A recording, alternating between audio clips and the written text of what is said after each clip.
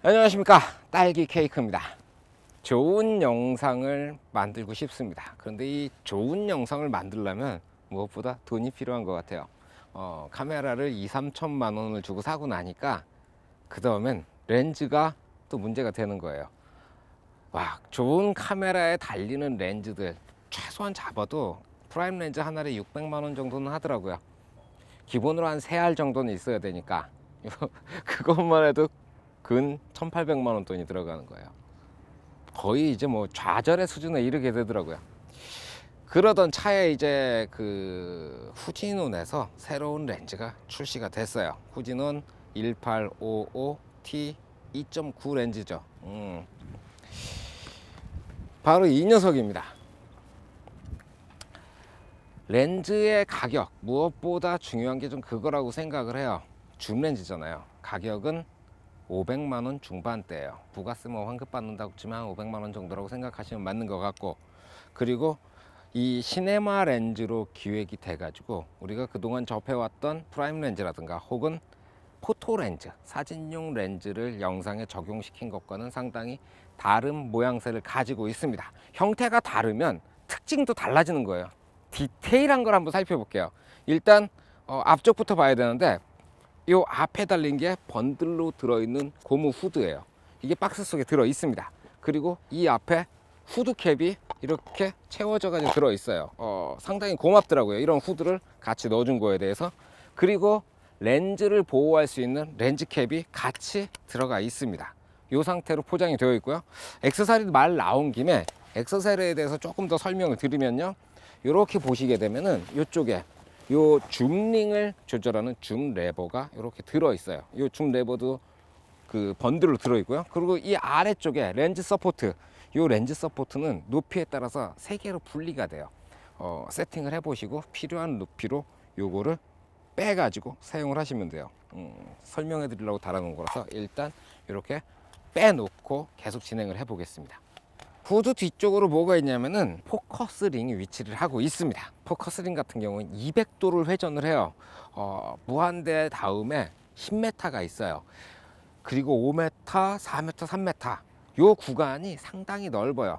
넓다는 건 그만큼 포커스를 맞추기가 수월하다는 거죠. 뭐 바스트샷 정도 촬영을 한다 그러면 한 2m, 3m 사이일 텐데, 그 정도 영역이 상당히 넓게 자리를 하고 있어서 굉장히 디테일하게 포커스를 잡을 수가 있다는 거죠.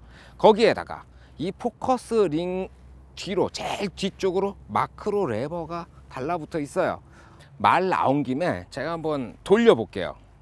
시내 기어가 없는 게 좀 아쉽긴 한데, 자, 여기를 어떻게 찍어 볼 거냐면은 저기 멀리서부터 55mm까지 쭉 당겨 가지고요, 저 멀리서부터 이렇게 돌아오면서 여기 억새까지 오는 이 포커스를 한번 써 봅시다.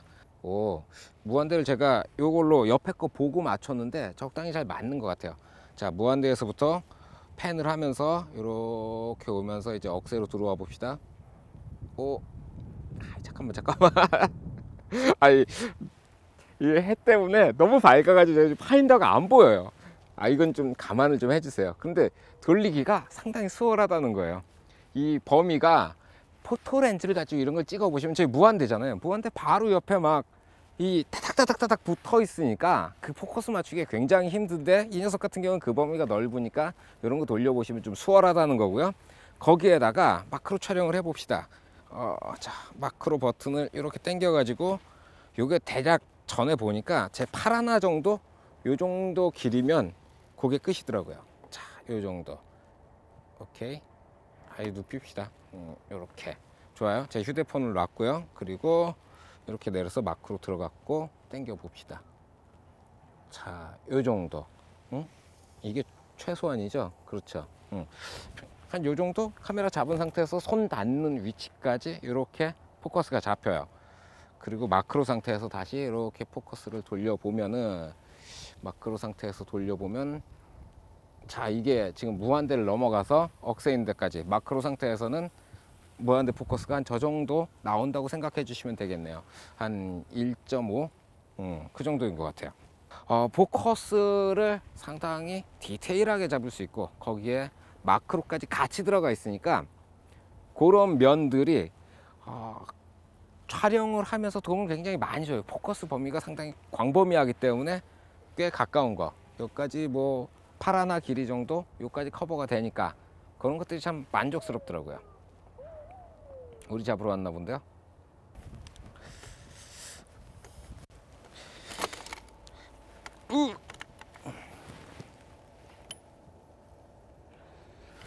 자, 이번에는 줌 테스트를 해볼게요. 이게 줌이 사실 18mm에서 55mm까지여 가지고 뭐 그렇게 많이 땡기는 렌즈는 아니어서 슈퍼 줌 렌즈처럼 이렇게 쭉쭉 다가가지는 않을 텐데 괜찮을 거예요. 자, 일단 첫 번째로 잡는 게 가까이 있는 녀석한테 이렇게 포커스를 맞췄고요.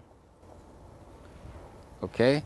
자, 18mm에서부터 줌을 이렇게 들어가도 포커스가 그대로 유지가 되는 거죠. 그렇죠? 밥 안 먹고 왔더니 부들부들 떨고 있어요. 자, 이번에 마음을 가다듬고 처음에서부터 끝까지 줌을 중간에 끊었어. 다시 한 번만 다시 가볼게요. 이번에 할 수 있을 것 같아요.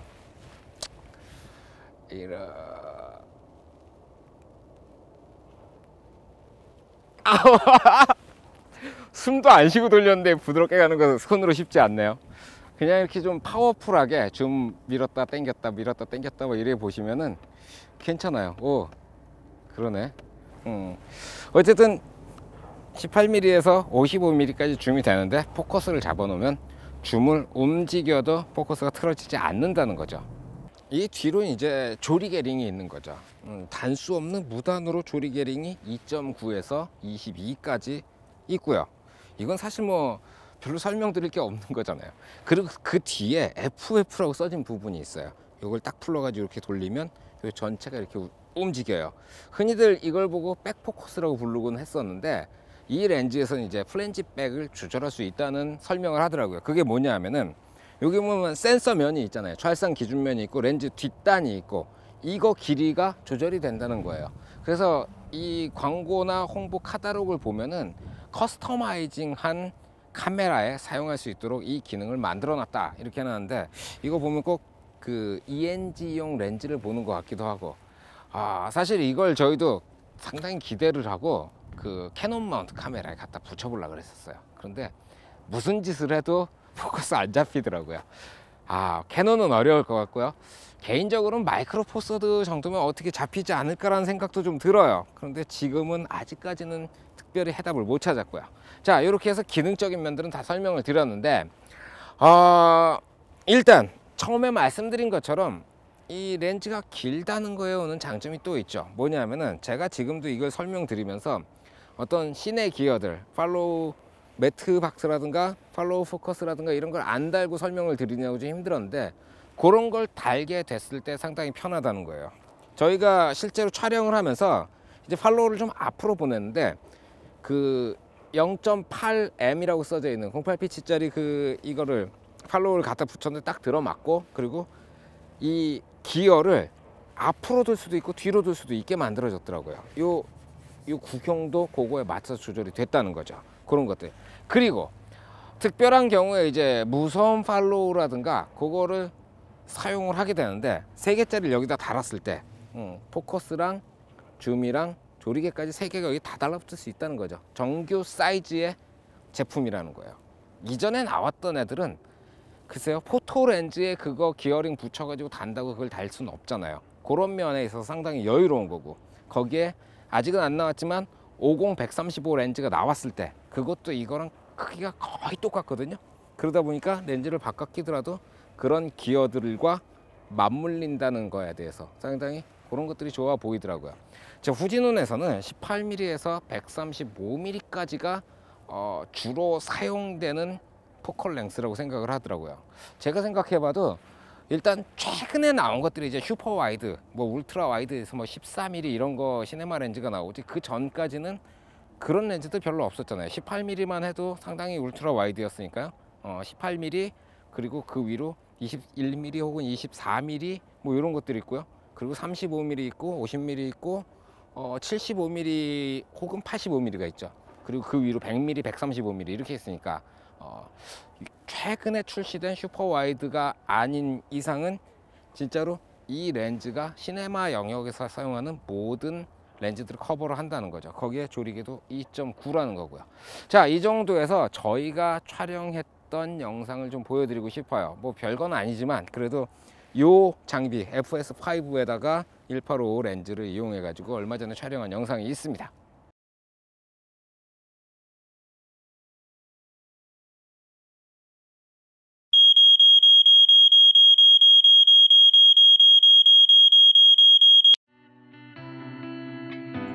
Mam na imię Joanna i pochodzę z Polski, z pięknego, zabytkowego miasta Krakowa.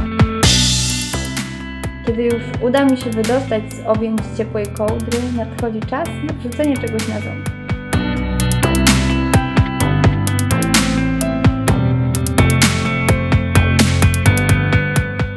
Śniadanie umila mi mój przyjaciel tablet, na którym oglądam filmy i słucham muzyki.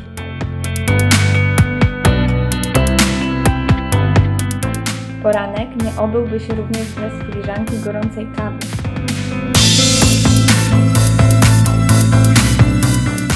Lekki makijaż i ulubione kolczyki to dla każdej kobiety podstawa, aby stać się piękniejszą.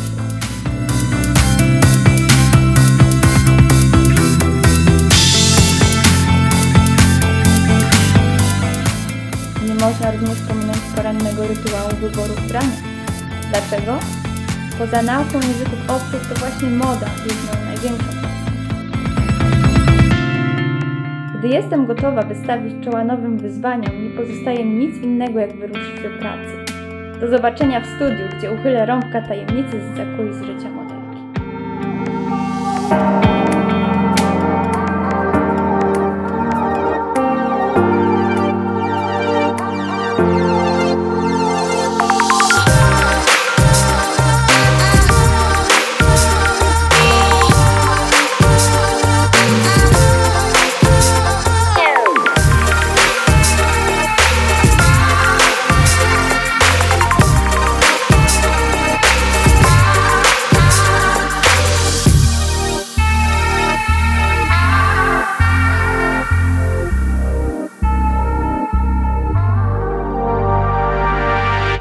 자, 저희가 이 영상을 촬영하면서 같이 참여한 스태프들이 이 렌즈를 한 번씩 다 만져보고 결과물들을 보면서 이제 한 얘기들이 있는데, 첫 번째로 가장 많이 나왔던 게 그 얘기인 것 같아요. 컬러가 다르다, 향상됐다는 느낌이 들어요.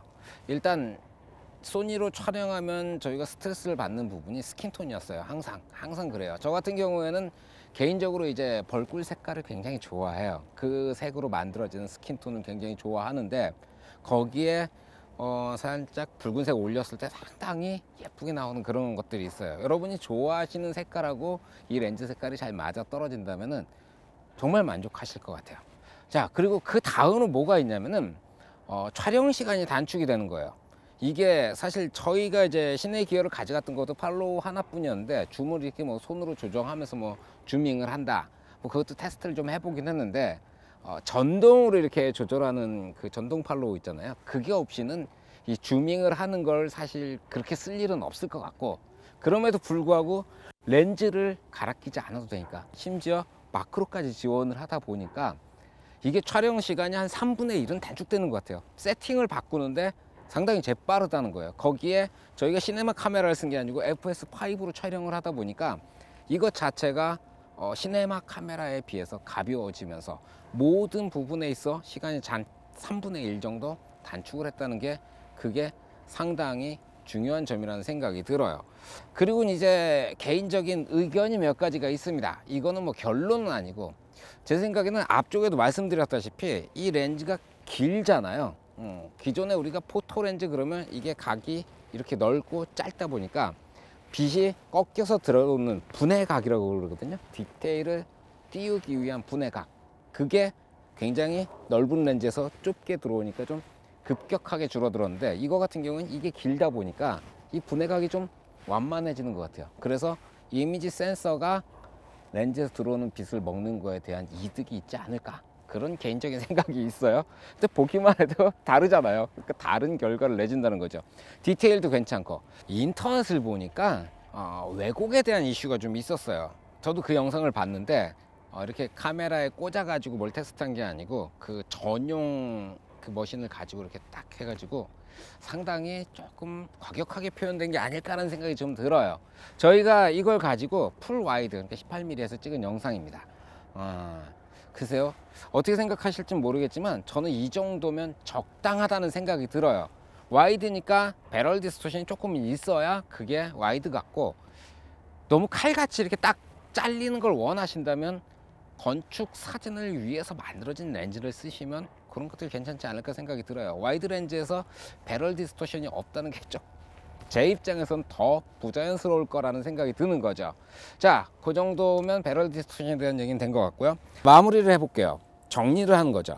앞쪽에 뭐 액세서리 많이 주고요. 얇고 깁니다. 거기에 장점은 이런 것들 막 돌렸을 때 움직이는 게 없어요. 포커스링 돌린다고 대물 렌즈 왔다 갔다 거리지 않고요. 줌링을 움직여도 뭐 움직이는 게 없는 그런 이너 포커스 뭐 그런 식으로 만들어져 있어요. 그리고 이 기어마다 간격이 널찍널찍 해가지고 팔로우라든가 그 이외에 뭐 전동 팔로우 같은 거 달았을 때 여유가 충분하고요. 그리고 렌즈가 가벼워요. 980g입니다. 가볍기 때문에 마운트에 무리도 안 가고 들고 다니기도 수월할 거라는 생각이 들어요. 그리고 실질적으로 이런 편의성들 때문에 저희가 촬영 시간을 그래도 3분의 1 정도는 단축하지 않았나라는 생각이 들 정도로 편의성이 뛰어나다는 말씀을 드리고 싶어요.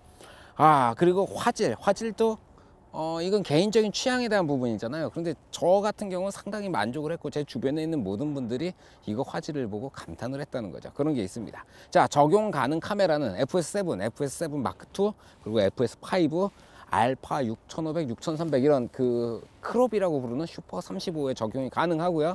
그리고 6500 같은 경우에는 요 밑에 그 가이드를 이용해 가지고 저희가 로닌 MX에 장착을 해서 이렇게 써봤는데 괜찮더라고요. 그리고 이런 큰 카메라 쓰시려면은 로닌의 연장 암 같은 거 달려있는 버전들이 있어요. 그런 거 이용하시면 이것도 장착할 수 있지 않을까라는 생각이 드네요. 자, 결론으로 뭐 이런 것들 내려드리는 게 그렇게 적절치는 않기 때문에 한 번쯤은 써보시는 게 어떨까라는 생각이 들어요. 뭐 빌리실 데 없으면 포비에 전화해가지고 한번 봅시다. 그래서 매장 가서 한번 보시는 것도 괜찮은 방법이라는 생각이 드네요. 수고하셨습니다. 오늘은 여기까지 하겠습니다. 필승!